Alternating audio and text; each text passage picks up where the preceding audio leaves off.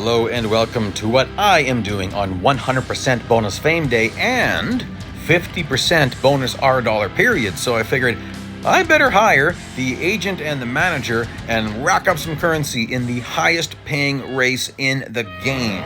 Now, it's not necessarily highest paying, it depends how far you go. It's the most amount of currency you can earn per minute, and as you can see, it doesn't take long before you're earning more than you could earn in any other race. Yes, you got to take some off-track cuts to do this, and we'll be getting more into that. So you can see I've got the perpetual point position placer. That's a lot of P's, a lot of alliteration there.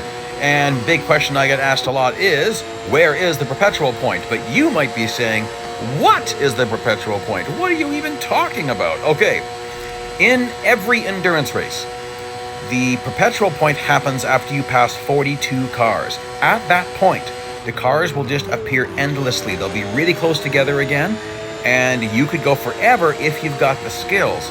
It's not possible at every single track, nor is it possible in every single car.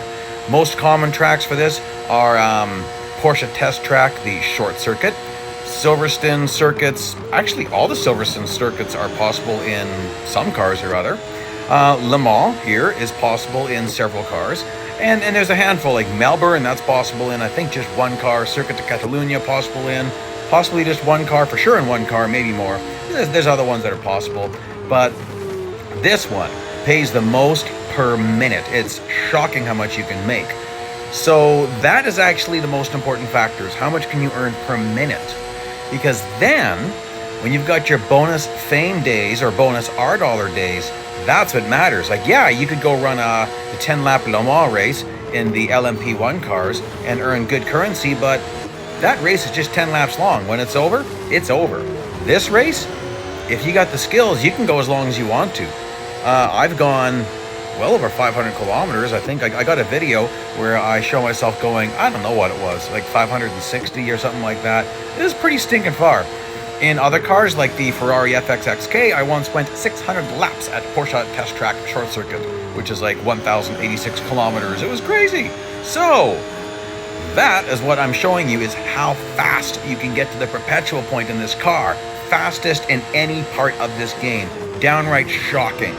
I was sure I had done this in 2 laps before, so this time I thought, let's get the evidence. So, yeah, it's pretty amazing. So that's what I'm going to be showing you. After I hit the perpetual point, we will warp ahead and just really blast through it pretty quick. But I wanted to show you, you can hit the perpetual point in less than 5 minutes in this car. If you really push it. Then you don't have to push it as hard as I'm going to be pushing it. Probably shouldn't. But I like to do that. That keeps it interesting. This is the most fun part of the game for me, because it's really challenging. Because there's something I haven't mentioned yet. After the perpetual point, every single car you face is faster than a fully upgraded car.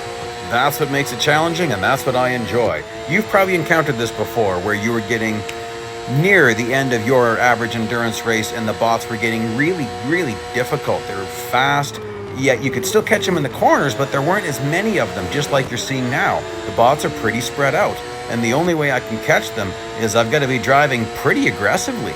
So if you don't drive aggressive enough, you'll never see the perpetual point. And you already know this, or else you would have seen it before. Like, some of you might be yelling at the screen saying, why are you passing so many cars? Your timer's turning yellow. You're wasting all sorts of time. But if you don't do that, you'll never get there. And you already know that because, well, you would have seen it if it was possible doing it that way, right? So there's things sometimes we know them and we don't know that we know them.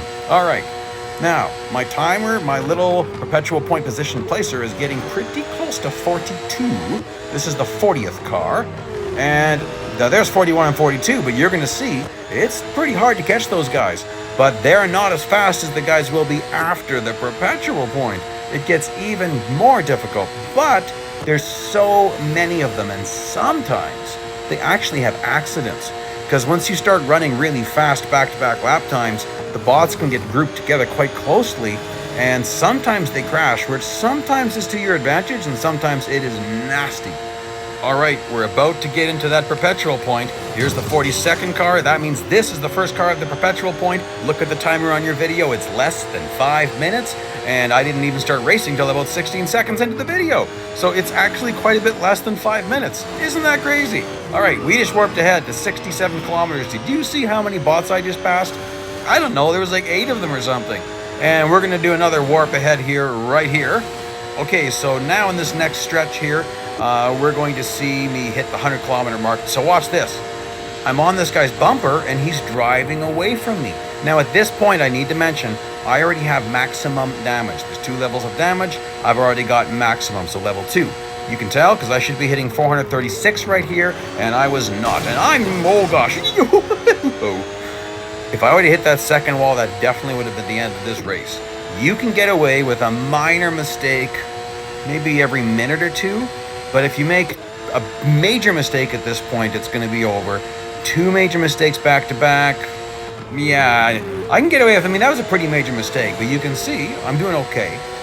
I used to say that it was impossible to do this once you got maximum damage, and I've now proven myself wrong. I just wasn't good enough yet.